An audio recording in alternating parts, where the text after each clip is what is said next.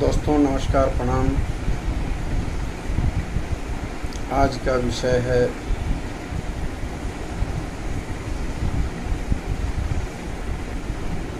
देवताओं का परिचय।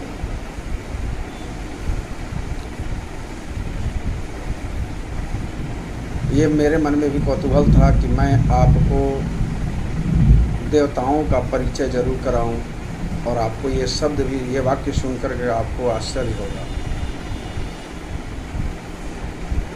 सबसे पहले मैं प्रणाम करता हूँ अपने कुलदेवी माता जल्पा महारानी को, उनके बाद जहर महारानी, कुलमत महारानी एवं राज देवी को सत नमन करता हूँ।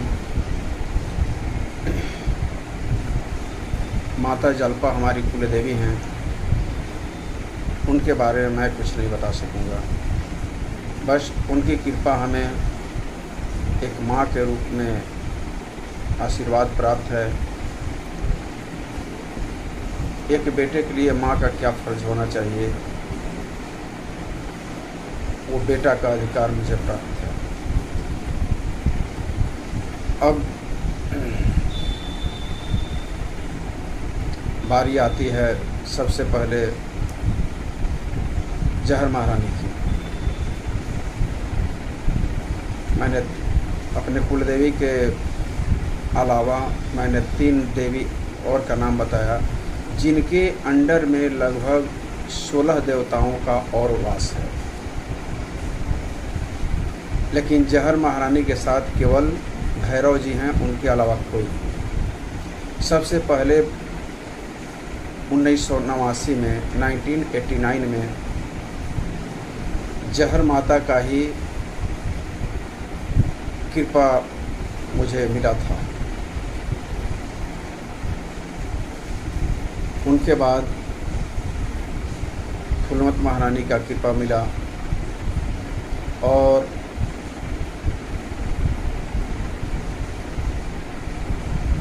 लालगंज में, वैशाली ज़िले के लालगंज में स्थापित वो जगदम्बा स्थान के नाम से प्रसिद्धि है।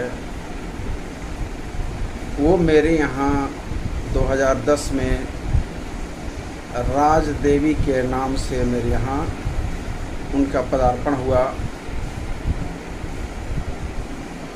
अभी तक उनकी मंदिर नहीं बनी है, लेकिन निकट भविष्य में उनका भी मंदिर निर्माण होगा, ये निश्चित है। आज मैं केवल जहर देवी के बारे में, जहर महारानी के बारे में, जहर माता के बारे में मैं बताना चाहूँगा। सबसे पहले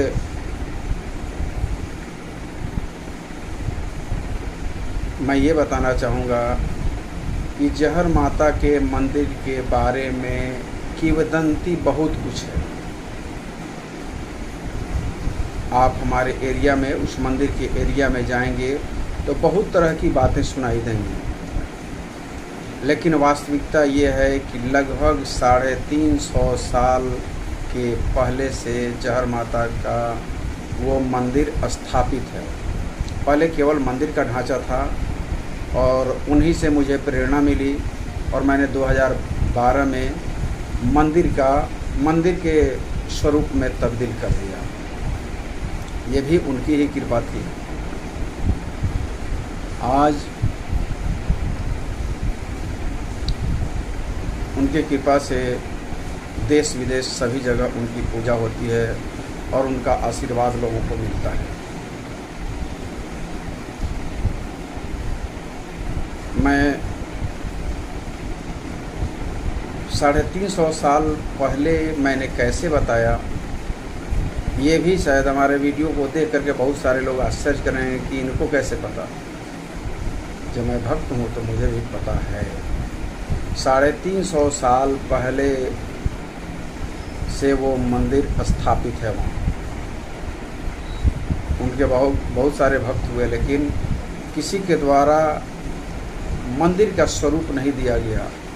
ये भी सौभाग्य मुझे ही मिला कि मैं उनके मंदिर के ढांचा को मंदिर में तब्दील किया। यानी बरामदा वगैरह, ग्रिल गेट वगैरह, ये सारा चीज़ मैंने अलग तरीके से, नए तरीके से कराया। और आज वो मंदिर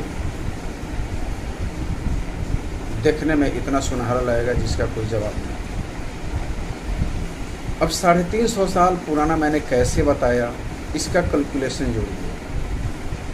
1991 या 92 में मेरे बाबा जी की मृत्यु हुई, जो 104 वर्ष के हो करके मृत्यु लोक को गए।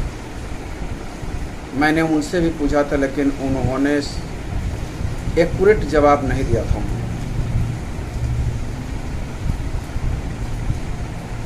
अब जो है 104 बरस के 91 में थे, तो 91 + 9 2000 हुआ,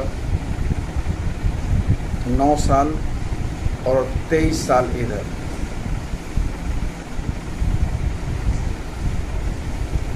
9 साल और 23 साल इधर, यानी 32 साल। 32 साल और 104 वर्ष, जो हमारे बाबा जी 104 वर्ष की अवस्था में वो मृत्यु लोक हो गए थे। 104 और 32, 136 वर्ष। मेरे बाबा जी यानी दादाजी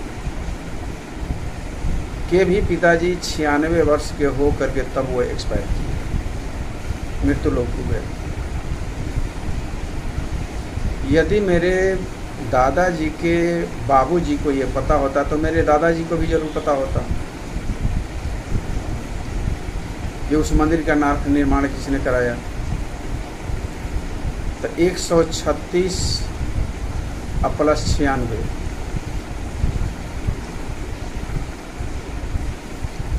136 और 96 वो कितना हुआ? 136 और 96 220, 232 साल के लगभग। और यदि मेरे बाबा जी के बाबूजी को भी ये पता होता तो मेरे बाबा जी को उनके पिताजी जरूर बताए होते। इस कैलकुलेशन के अनुसार मेरा मानना है कि लगभग 350 साल पुराना वो मंदिर है। 300 साढ़े 300 साल से पहले उनकी स्थापना हुई।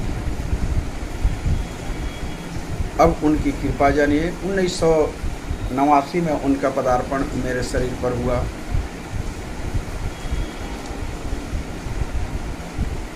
उस समय मेरे चाचा जी जीवित थे।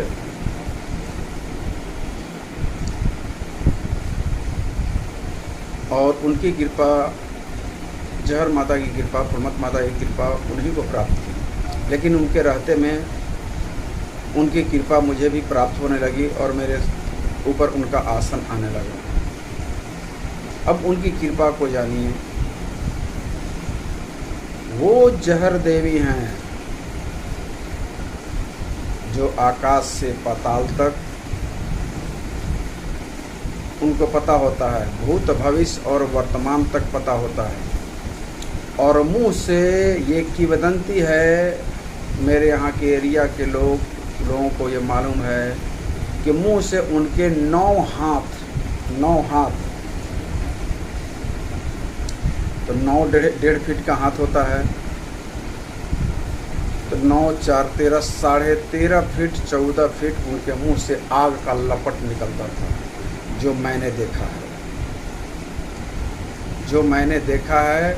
और ये 1990 में मुझे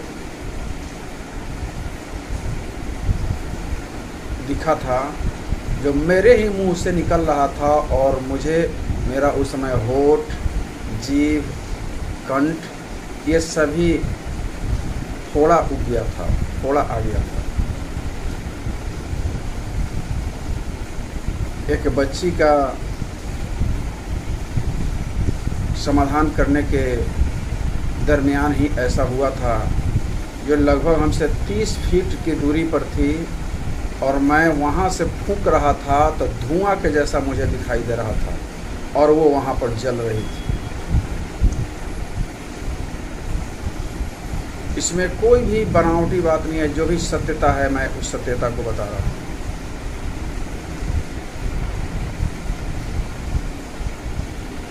और पूरे विकराल रूप में 1990 में वो हमारे ऊपर आ गई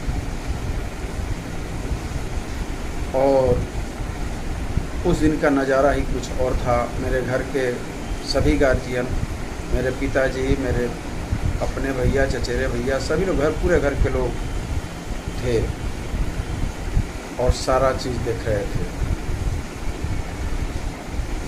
अब आइए, वो जहर माता जिन्हें राजस्थान में जौहर माता के नाम से प्रसिद्धि है, उसका अभ्रंश रूप ये अपने यहाँ लोग जहर महारानी कहने लगे, जहर देवी कहने लगे, जहर माता कहने लगे। वो एक्चुअली जो राजस्थान में जौहर माता के नाम से हैं, वही जहर देवी के रूप में कवैया और खरसलवा के सीमान पर, जो नेपाल के बॉर्डर पर पड़ता है,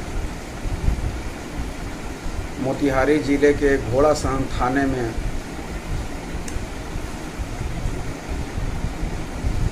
आज छरौखड़ थाना में है, जो नेपाल के बॉर्डर पर स्थित है। खरसलवा में वो विराजमान है।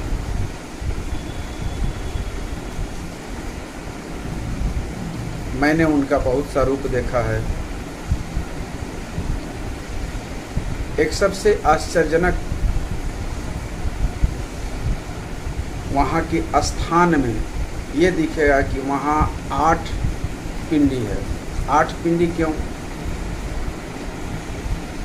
आप तो या तो 7 पिंडी देखते हैं, नहीं तो 9 पिंडी देखते हैं, और कहीं कहीं पर 5 पिंडी के रूप में भी ये जगत माता स्थापित है। लेकिन वहाँ 8 पिंडी है। जो मैंने स्वप्न में देखा था कि एक कोई महिला उनकी वो थी पुजारी, जो हो सकता है 100-200 साल पहले की होंगी। मैंने उनका रूप भी देखा है।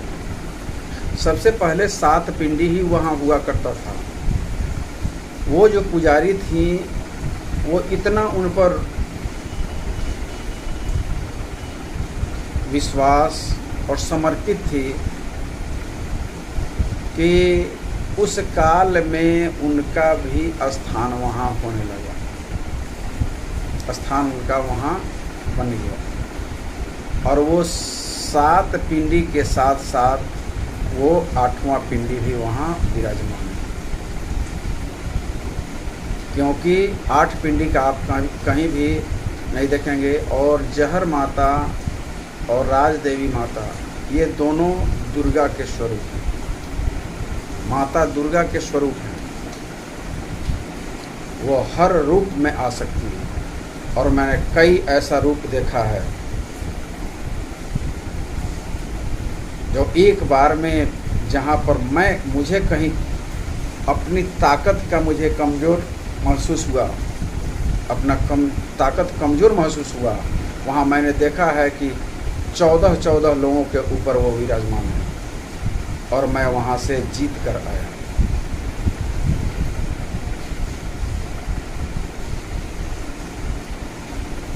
आज भी मैं उनकी कृपा पर लगभग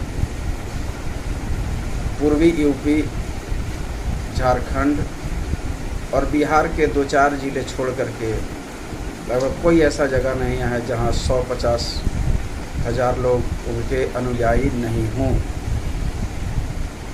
धन्यवाद।